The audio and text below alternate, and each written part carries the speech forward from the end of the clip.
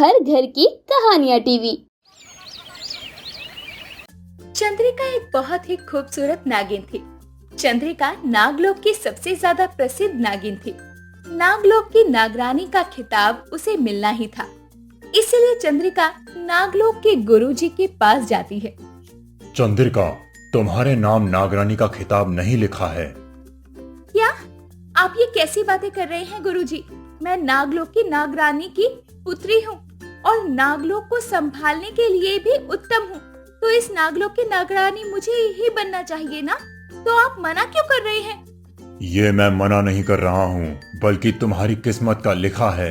तुम्हें इंसान योनि में जन्म लिए मनुष्य से विवाह करना पड़ेगा और उसके बाद ही उस मनुष्य के हाथ से नागमणि की शक्तियाँ जागरूक होंगी।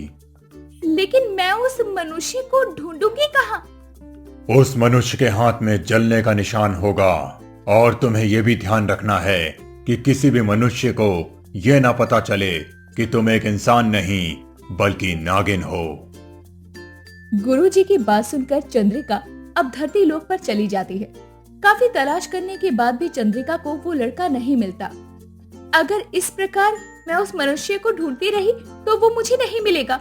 मुझे अब अपनी शक्तियों का इस्तेमाल करना ही पड़ेगा ताकि मैं जल्दी ही उसका पता लगा सकूं। धरती लोक इतना बड़ा है, आसानी से अनदेखा मनुष्य ढूंढना बहुत ही कठिन है। चंद्रिका अपनी शक्तियों का इस्तेमाल करती है और उस मनुष्य जिसका नाम राहुल होता है उसका पता लगा लेती है। चंद्रिका राहुल से मिलने के बहाने उसके घर के बाहर गिरने का नाटक करती है। जब राहुल चंद्रिका को देखता है तो उसमें ही खो जाता है। आप जरा मेरी मदद कर दीजिए, मैं गिर गई, पता नहीं कैसे, पर पैर में मेरी थोड़ी सी चोट आई है। आप मेरी मदद कीजिए। जी बिल्कुल, ये सामने वाला घर मेरा ही है, आप मेरे घर चलिए। राहुल चंद्रिका को अपने घर लेकर जाता है, जहाँ राहुल के साथ उसकी माँ कंचन भी रहती है। राहुल को पहली नजर में चंद्रिका पसंद आ गई होती है। वो दरअसल मैं इस शहर में नहीं हूँ, मुझे यहाँ के बारे में कुछ भी नहीं पता है और ना ही मेरे पास रहने को कोई घर है। आप मुझे किराए पर घर दिलवा सकते हैं? अरे किराए पर क्यों, आप इस घर में रहिए ना। वैसे भी अकेली लड़की को आसानी से घर नहीं मिलता, इसलिए आपके लिए यही सही रहेगा कि आप यहीं रहें। राहुल अपनी माँ से बिना पूछे ही चंद्रिका को घर में रहने के लिए बोल देता है। कुछ ही दिनों में चंद्रिका सबके दिलों को जीत लेती है और ये देखकर कंचन अपने बेटे से बोलती है, बेटा मुझे तो चंद्रिका बहुत अच्छी लगती है तेरे लिए। जिस तरह वो कुछ दिनों से हमारे घर को संभाल रही है, हमारा ध्यान रख रही है। अगर तुझे भी ठीक लग रहा है तो मैं तुम दोनों की शादी करवाना चाहती हूँ। माँ, आपने तो मेरे दिल की बात कह दी। मुझे भी चंद्रिका बहुत पसंद है और मैं भी इस बारे में आपसे बात करने ही वाला था। कंचन तुरंत शादी के बारे में चंद्रिका से बात करती है और चंद्रिका शादी के लिए हाँ कर देती है। कुछ ही दिनों में चंद्रिका और राहुल की शादी हो जाती है। शादी के बाद जब वो दोनों अपने कमरे में थे तो चंद्रिका राहुल से बोलती है, तुम्हारे हाथ पर ये जलने का निशान कैसे है? तुम कभी जले थे क्या?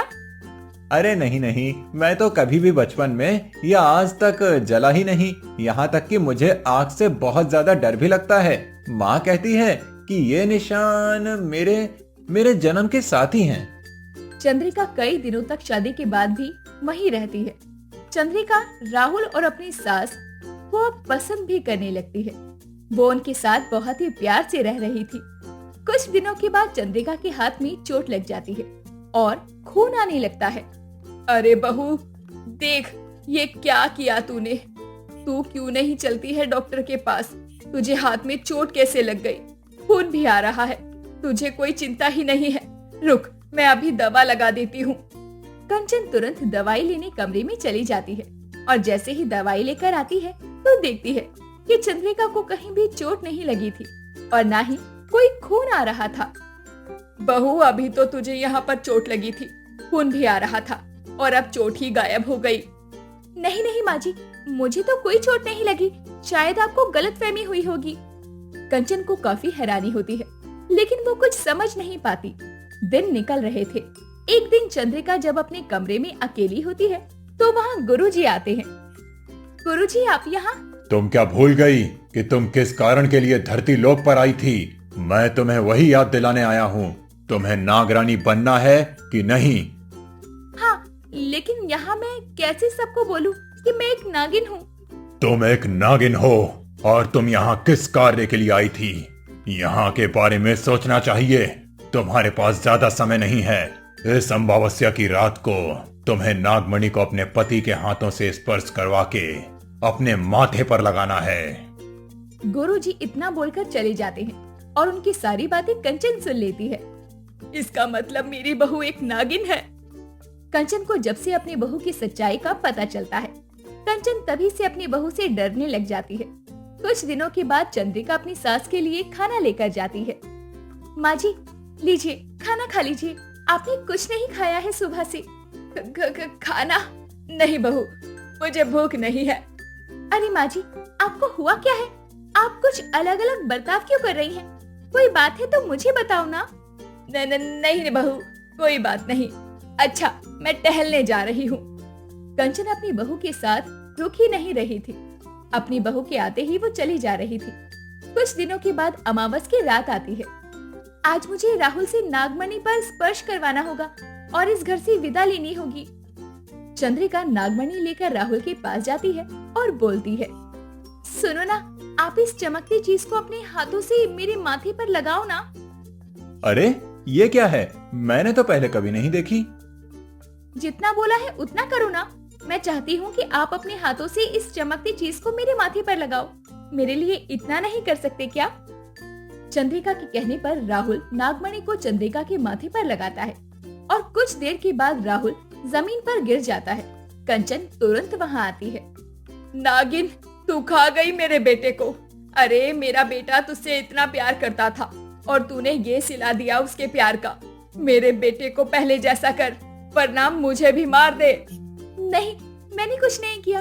मुझे खुद नहीं पता कि ये कैसे हुआ। मुझे पता है कि तू नागिन है और तूने जानबूझकर ये किया है। अब मेरे बेटे को वापस पहले की तरह कर दे, वरना मुझे भी मार दे। चंद्रिका भी घबरा जाती है और रोने लगती है। तभी वहाँ गुरुजी आते हैं। चलो चंद्रिका, तुम्हारा काम हो गया है। नहीं, मेरा कोई काम नहीं हुआ।